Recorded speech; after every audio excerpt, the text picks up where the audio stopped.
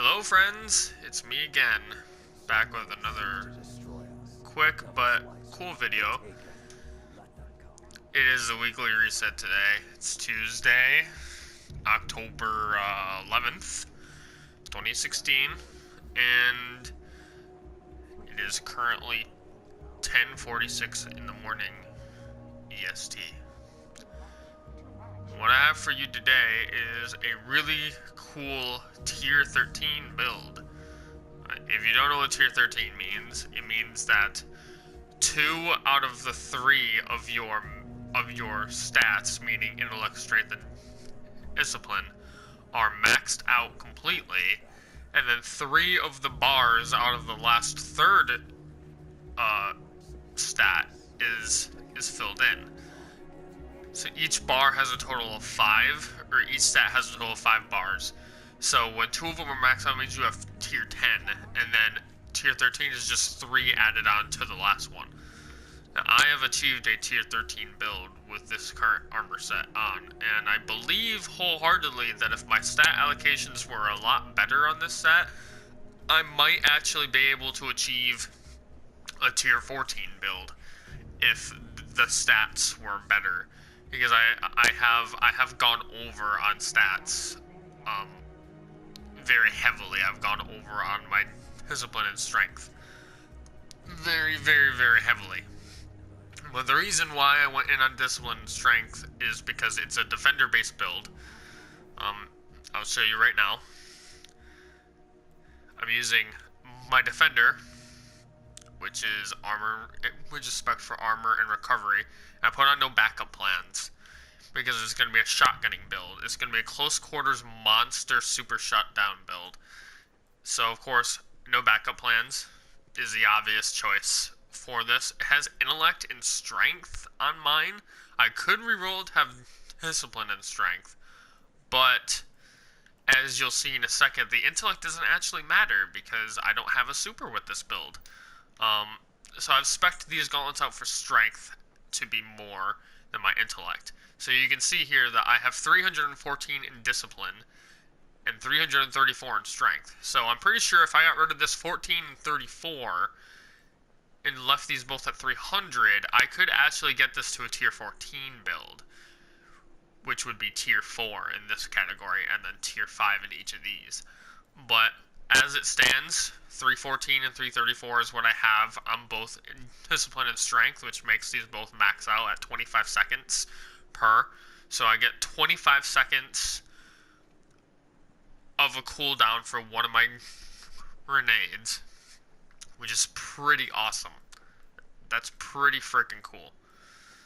And then I'm using the Iron Saga helm with my no backup plans, Iron Saga plate, Iron Saga greaves, my Iron Saga mark, and the thing that makes this all possible is my Memory of Fellwinter artifact, which at a base of discipline, the base discipline for this artifact is 151, which is a gigantic boost. That's more than Armamentarium in year 1 would give you.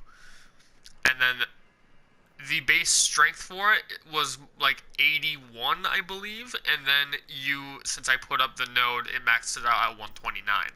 So I felt no need to give this thing more discipline, because with more discipline it would max out like 180, and I clearly do not need more discipline. But I did need a little bit more strength. So this artifact would max strength out, but it would max it out over 300, but that's okay. But the catch with using this insanely statted Memory of Fellwinter is that I lose my super, but I do gain 1 extra grenade and melee charge, and a small boost to all my stats. Orbs also grant melee and grenade energy. The melee and grenade energy regeneration on orb pickup is actually relatively nice. It shaves off about 10 seconds per orb. So it's actually relatively nice, considering that you're basically using orbs to grant your melee and grenade back. Since you don't have a super anymore, your super bar is just gone. Like, there is no super bar when you have this equipped. And with the defender in PvP, your super is pretty bad. So losing your super in PvP is relatively okay because it's a relatively bad super. And I know I posted a video of me using Event Horizon with my multi-tool and one-shotting people to the body using weapons of light. But honestly, those are very niche and specific situations, where this is a close quarters, all up in your face, got two overshields with two shotgun blast type of build. And that build was more like, I'm gonna stay back and snipe you from far away. But the small boost to all stats is it's hard to say really, because I'm not sure if by stats they mean these stats, like intellect and discipline and strength. I'm not sure if that's what they mean, or if they mean stats like this, like my armor, recovery, and agility. Because you can see my armor, recovery, and agility now, and then I'll unequip this, and it's pretty much the same. It's exactly the same, I think. I don't really notice any clear difference. So, and then I'm going to put it back on, and I don't really see the difference. I'm not really seeing any real difference. So I'm not really sure what the stat boosts increase, but yeah. So that's kind of weird. But if someone has an answer for me, I'd like to hear it. But I personally have no clue what the stat boost means. But basically what this does is since no backup plans allows you to expend a melee charge, which would be your overshield, it would be your disintegrate, which would give you force barrier, and I have war machine on my force barrier, which is a fantastic perk for force barrier. Since no backup plans allows you to expend a charge of force barrier on you obtaining a shotgun kill, the memory of Fellwinter gives you two. Oh shit, the fire is up. The memory of Fellwinter gives you two melee charges, so you have two chances to get overshields on shotgun kills, which is pretty radical when you think about it. And you can get two charges up every 50 seconds. So under a minute, you get two melee charges up, which is pretty crazy. Especially Mayhem. In Mayhem, you get two melee charges up like every 15 seconds. Hello. And then,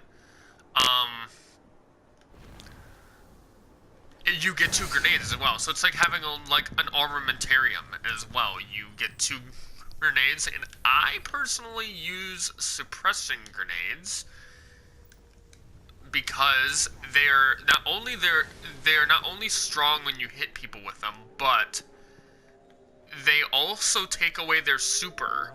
If they're in their super, it takes it away from them, so it like removes them out of their super. And then also, if they're not in their super, it stops them from using it in all of their abilities. So it's a fantastic super shutdown grenade. This is the setup that I used in Trials.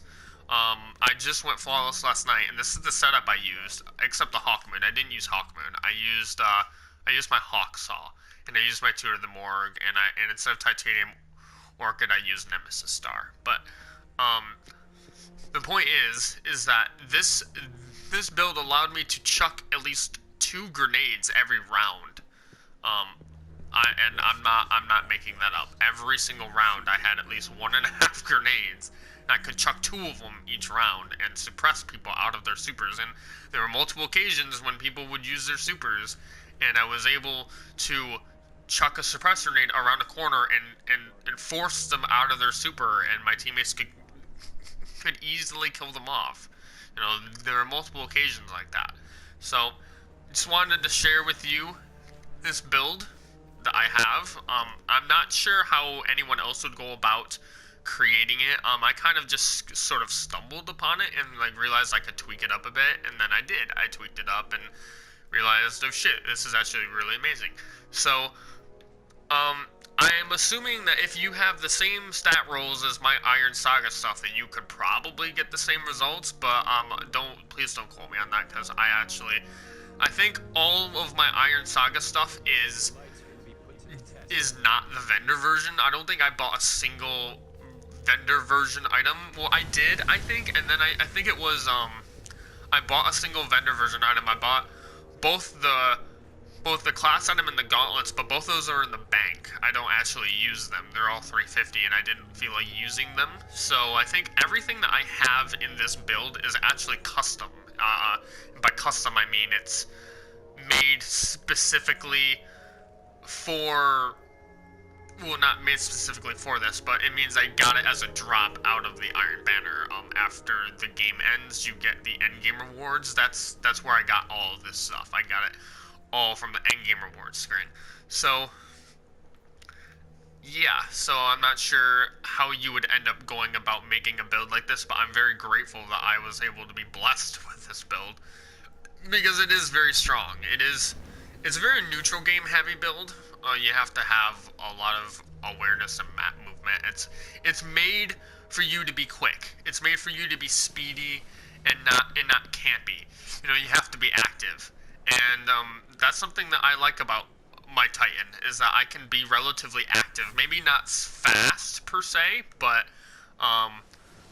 just active. I can just be around the map, and I can just do things with a Titan that I feel like I should always have been able to do. But that's my build for you guys. It's my video as well. It's a weekly reset. I'm not sure what the Nightfall is. I'm not sure what any of that stuff is. I just started this. I'm still trying to get Thorn. I'm still trying to get the Thorn bounty to pop up for me. So I hope I'm able to get that this week. But I hope you guys have a wonderful rest of your reset day. And if you have any questions, please leave it down in the comments. I'm pretty sure I would be able to answer them, but I'm not a pro at tier 13. Who I would direct you to is Datto's channel. I'll leave a link in the description box for you guys of Datto's video about tier 13. It goes way in depth for old armor sets specifically, but the rules still sort of apply, and you can look at his video and determine whether or not tier 13 is something that you'd be interested in. It's more along the lines for people that have nothing else to do and that are just really hardcore.